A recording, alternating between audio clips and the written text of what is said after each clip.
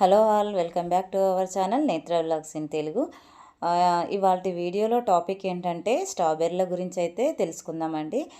Terrace గార్డెన్లో స్ట్రాబెర్రీని పండించడం అయితే చాలా ఆనందకరమైన అనుభవం అండి. కానీ మనము సరైన టిప్స్ పాటించకపోతే, సరిగా కేర్ తీసుకోకపోతే మాత్రం హార్వెస్ట్ అనేది సరిగా రాదండి. ప్లాంట్లు అయితే చనిపోతూ ఉంటాయి. దాని గురించి డీటెయిల్గానైతే ఈరోజు నేను ఈ వీడియోలో చెప్తాను.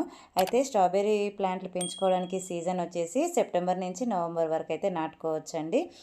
ఇప్పుడు నాటుకున్న సెప్టెంబర్ నుంచి నవంబర్ వరకు నాటుకున్న ప్లాంట్లకి డిసెంబర్ లాస్ట్ వీక్లో అయితే ఫ్రూటింగ్ వస్తుంది. సో ఇప్పుడైతే మనకి పాటింగ్ మిక్స్ విషయానికి వస్తే 50% వచ్చేసి మట్టి అండి, 30% వచ్చేసి వర్మీ కంపోస్టు, మిగిలిన మనకి రేషియోలో కొద్దిగా కోకోపీటు ఇంకా ఇసుక యాడ్ చేసుకోవాలండి. ఖచ్చితంగా ఇసుక యాడ్ చేసుకోవాలి. వెల్ డ్రైన్ సాయిల్ ఉండాలి దీనికైతే. ఇంకా మనము కొద్దిగా బోన్ మీల్, ఎప్సమ్ సాల్ట్ కూడా యాడ్ చేయాలి. దాంతోపాటు నీమ్ పౌడర్ అండి, నీమ్ పౌడర్ అనేది ఖచ్చితంగా యాడ్ చేసుకోవాలి. అది యాడ్ చేసుకోవడం వల్ల మనకి వేరు పురుగు వ్యవస్థ నుంచి అయితే కాపాడుకోవచ్చు. చూస్తున్నారు కదా, ఇదైతే మొత్తం కూడా అన్నీ కలిసే విధంగా మిక్స్ చేసేసుకొని ఇలా మనము పాట్లలో అయితే నింపేశానండి.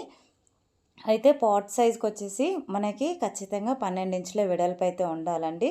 కనీసం 8 నుంచి 10 అడుగుల లోతు ఉన్నట్టయితే స్ట్రాబెర్రీస్ అనేది చాలా మంచిగా గ్రో అవుతాయి. అయితే మనకి ఇక్కడ చూస్తున్నారు కదండి స్ట్రాబెర్రీస్, ఇవైతే అన్నీ కూడా నేను సిటీజీలో ఆర్డర్ చేసుకున్నాను. ఈచ్ 10 రూపీస్ పడిందండి. మనకి సిటీజీ గ్రూప్లో లేని వాళ్ళకైతే కొద్దిగా కష్టం అవుతుంది కదా, అలాంటి వాళ్ళ కోసం అయితే నేను రోడ్ సైడ్ నర్సరీ అనేది అయితే వీడియో చేశానండి. అక్కడ కూడా చాలా హెల్దీగా ప్లాంట్లు అయితే ఉన్నాయి. ఇక్కడ చూస్తున్నారు కదండి, అదైతే క్రౌన్ పాట్ అండి. ఆ క్రౌన్ పాట్ అనేది ఎప్పుడు కూడా మనకి సాయిల్ లోపలికి వెళ్ళే విధంగానైతే నాటుకోవద్దు. వేర్లు మరియు కాండం కలిసే చోటు మట్టి మీదనే ఉండాలండి. దాన్నే క్రౌన్ పాట్ అంటారు. ఇది బాగా మన చెట్టు పెరగడానికైతే కరెక్ట్ మనకి మెయిన్ అదే అండి. అయితే బాగా లోతుగా నాటామనుకోండి, వేర్లు అయితే మొత్తం పాడైపోతాయి. అలాగే మొత్తం మట్టి మీద నాటినా కూడా వేర్లు ఎండిపోతాయండి.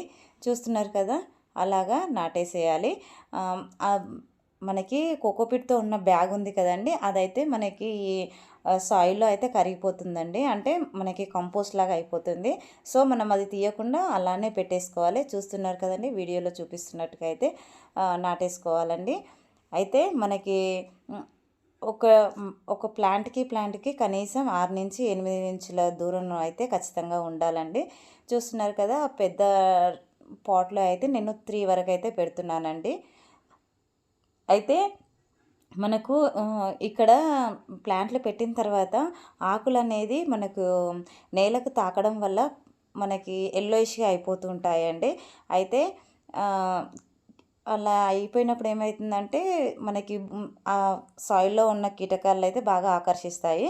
ఆకులు మట్టిని తాకకుండా గడ్డి లేదంటే ఏమన్నా మనకి ఎండిపోయిన ఆకులు ఉంటే వాటితో సాయిల్ని అయితే కవర్ చేసేసుకోండి. ఇంకా లిక్విడ్ మనకి ఎరువుల విషయానికి వస్తే ఎన్పికే బాగా రిచ్ ఉన్న ఫెర్టిలైజర్ ఇచ్చుకోవాలండి. మన సాలిడ్ ఫర్టిలైజర్కి అయితే ప్రతి 4 నుంచి 6 వారాలకు ఒకసారి ఇస్తూనే ఉండాలి వర్మీ కంపోస్ట్ అయితే. ఇంకా మన బాగా మాగిన అరటిపండులో అయితే చాలా ఎన్పికే రిచ్గా ఉంటుంది కదండి. అరటిపండు తొక్కల్ని కొన్ని రోజులు నీటిలో నానబెట్టి ఆ వాటర్ని అయితే ఇస్తూ ఉంటే మనకి బ్లూమింగ్ బాగా వచ్చి, ఫ్లవర్స్ బాగా వచ్చి మనకి స్ట్రాబెర్రీలు అయితే బాగా వస్తాయండి. అయితే వీటికి సాధారణంగా ఫిడ్స్, స్లగ్స్ మరియు స్పైడర్ మైట్స్ అయితే మనకి అటాక్ అవుతూ ఉంటాయి. అలాంటి వాటి కోసం అయితే నీమ్ ఆయిల్ అండి 1 లీటర్ నీటిలో కలిపి ప్రతి వారం స్ప్రే చేసుకోండి. ఇంకా వెల్లుల్లి మరియు మిర్చితో తయారు చేసిన స్ప్రేను చేసుకుంటూ ఉంటే కనుక మనకు దీని నుంచి అయితే కాపాడుకోవచ్చు. అయితే 6 నుంచి 8 గంటలు అయితే ఖచ్చితంగా సూర్యకాంతి అవసరం అండి. వెల్ డ్రైన్ సాయిల్ అయితే ఉండాలి. నీరు ఎక్కువగా మనకి నిల్వ ఉండకుండా పోసిన వాటర్ పోసినట్టే వెళ్ళిపోతూ ఉండాలి. అలాగే మనకి కొద్దిగా గ్రో కాగానే రన్నర్స్ అయితే వస్తూ ఉంటాయండి. ఆ రన్నర్స్ని అయితే ఫ్రూటింగ్ వచ్చే టైంకి అయితే ఎంకరేజ్ చేయండి. అవి రావడం వల్ల ఫ్రూటింగ్ అనేది రాదు. అది వెంటనే కట్ చేసేసుకుంటే మంచిదండి.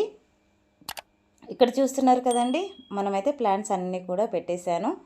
ఐ హోప్ ఈ వీడియో మీకు నచ్చిందనే అనుకుంటున్నాను. వీడియో నచ్చినట్లయితే ఒక లైక్ చేయండి, షేర్ చేయండి. వీడియో ఎలా ఉందో కామెంట్ చేయండి. Thank you for watching my video. ఇలాంటి టిప్స్ పాటించడం ద్వారా మీ టెర్రస్ గార్డెన్లో అయితే రుచికరమైన పండ్లను అయితే ఆస్వాదించవచ్చండి.